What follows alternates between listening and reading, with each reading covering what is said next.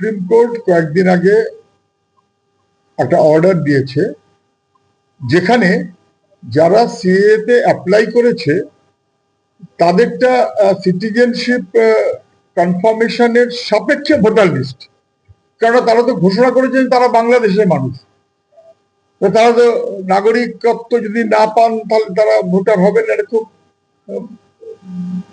এই জায়গাতে কেন ঠেলে নিয়ে গেল আমি জানি না। যারা বলছিলেন যে সিএ তে অ্যাপ্লাই করা মানে ভোটার কার্ডে লিস্টে নাম ওঠা এবং নাগরিকত্ব হয়ে যাওয়া, তারা কার্যত মানুষকে প্রতারিত করেছেন, মতুয়া সমাজে মানুষকে প্রতারিত করেছেন।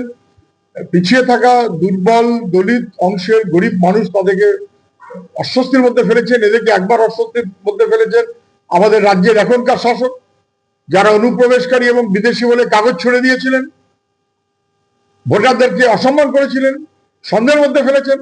এখন তাদেরকে আবার এই যারা দিল্লিতে সরকার পরিচালনা করেন, ওখানে এমপি মন্ত্রী সহ তারা মিলে আরেকবার অস্বস্তির মধ্যে ফেললেন।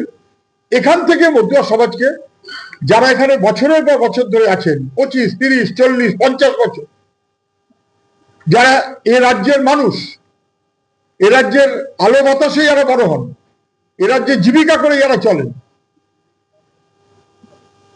তাদেরকে অস্বস্তির মধ্যে বিপদের মধ্যে ফেলার কোনো প্রচেষ্টা হলে আমরা সেটা মানব না। এটা আমরা এখানে স্পষ্ট জানাতে এসেছিলাম এবং আমরা জানিয়েছি যে কেন্দ্রীয় সরকার যে আইন করেছে তাতে 2014 সালের 31শে ডিসেম্বর পর্যন্ত যারা আসবেন তারা ডিমড সিটিজেন, কয়েকটা শর্তের পরিপ্রেক্ষিতে।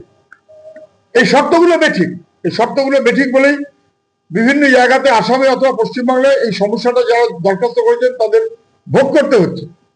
ডিমড সিটিজেন যারা, সিটিজেনশিপ পরে দেখা যাবে, যারা ডিমড সিটিজেন 14 আগে এসেছেন, ভোট দিয়েছেন, তাহলে কোন যুক্তিতে তারা ভোটার এই অধিকার থেকে বঞ্চিত হবেন? আমাদের দেশে ভোটাধিকার হচ্ছে সার্বজনীন, সার্বজনীন ভোটাধিকার, ইউনিভার্সাল ফ্র্যাঞ্চাইজ। ফলে অনাথ মানুষও ভোটাধিকার প্রাপ্ত, ভবঘুরে মানুষেরও ভোটাধিকার আছে।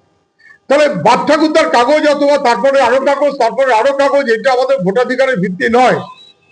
ফলে সেই বিবেচনাতে ভোটের অধিকার মানেই নাগরিকত্ব, তাও নয়, অবশ্যই তা নয়। কারণ নাগরিকত্ব যাদের দেখার তারা দেখুন, কিন্তু যে মানুষ 24-এ ভোট দিয়েছেন, 21-এ ভোট দিয়েছেন, 19-এ ভোট দিয়েছেন, 14 আগে ভোট দিয়েছেন, তাদের ভোটের অধিকার 2000 দিয়ে নাম আছে নেই ইত্যাদি ইত্যাদি দেখে তারা গরিব মানুষ, তাদের কাগজের বিড়ম্বনায় ফেলা যাবে না। এই কথাটা আমরা স্পষ্টত জানাতে এখানে এসেছিলাম। আনডকুমেন্টেড সিটিজেন্স এবং বিশেষ করে মতুয়া সমাজের মানুষ, এই শর্তগুলো বাস্তবত এদের ক্ষেত্রে প্রযোজ্য নয়। এদের নিঃশর্তভাবেই ভোটার তালিকায় ভোট যারা দিয়েছেন এবং আছেন তাদের তালিকায় নাম রাখাটা জরুরি। শুনানির সময় তারা অনেক কাগজ জোগাড় করতে পারবেন তা না, যাদের পয়সা আছে তাদের কাগজ বেশি, যাদের পয়সা কম তাদের কাগজ কম। ফলে সেই মানুষগুলোকে শুনানির সময় নানান রকম অসুবিধার মধ্যে ফেলা হোক, এটা আমরা চাইবো না বলে আমরা নির্দিষ্টভাবে বলেছি। এতে কোনো সন্দেহ নেই যে আমাদের রাজ্যের ভোটার তালিকায় জালি ভোটার আছে, রাজ্যের শাসক তাতে উৎসাহী, ভুতুরে ভোট, মৃত মানুষ তারা রাখতে চায়, এবং এই জালি ভোট আছে তার দায় কোনোভাবেই যেন গরিব মানুষ এবং মতুয়া মানুষের উপরে ফেলে দেওয়া না হয়, সেটা আমরা মানব না।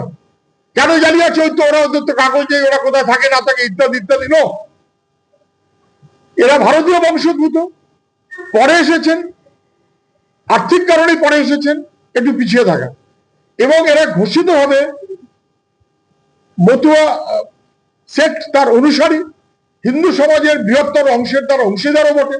ফলে এদেরকে কোনোভাবেই জাল ভোটার নিবন্ধীকৃত আছে বলে অস্বস্তির মধ্যে বা বিপদের মধ্যে ফেলা যাবে না।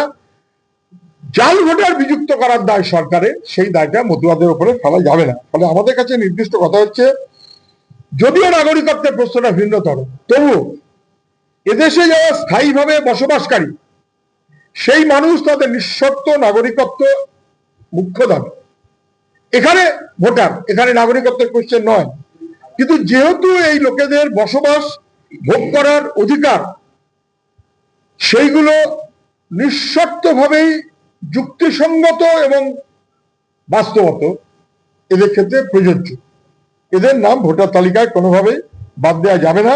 স্থায়ীভাবে বসবাসকারী মানুষ, বিশেষ করে মধ্য অংশের মানুষ যারা এবং যারা আনডকুমেন্টেড সিটিজেন, তাদের নিঃশর্তভাবে আমাদের ভোটের অধিকারের থেকে বিচ্যুত করা যাবে না, এই কথাটা বলবার জন্যই আমরা এখানে এসেছিলাম। ওরা সব কথা শুনেছেন, ওরা সব কথা।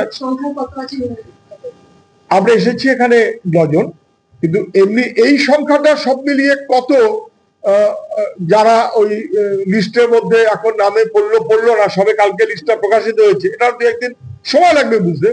আমাদের মতন দেশে তো এগুলো সঙ্গে সঙ্গে ভয় যায় না। কিন্তু আমরা বলেছি এদের যেন শুনানির নাম করে জটিলতার মধ্যে ফেলার চেষ্টা না হয়। 2014 পর্যন্ত যদি ভোটার তালিকায় নাগরিকত্বে যদি অন্তর্ভুক্ত হওয়ার আইন হয়ে যায়, তাহলে ডিম সিটিজেন, তাহলে 2014 আগে ভোট দিয়েছে, ফেয়ার এনাফ। আর তো কিছু দরকার হয় না। হ্যাঁ, এরা মতুয়া কিনা দেখে নেওয়ার দরকার আছে, এরা মতুয়া।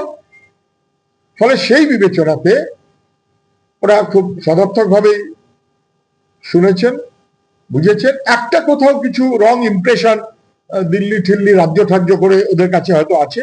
আমরা বলেছি সেই রং ইমপ্রেশনে যেন নির্বাচন কমিশন না চলে, কারণ নাগরিকত্ব অথবা অন্যান্য বিষয় দেখাটা নির্বাচন কমিশনের কাজ নয়।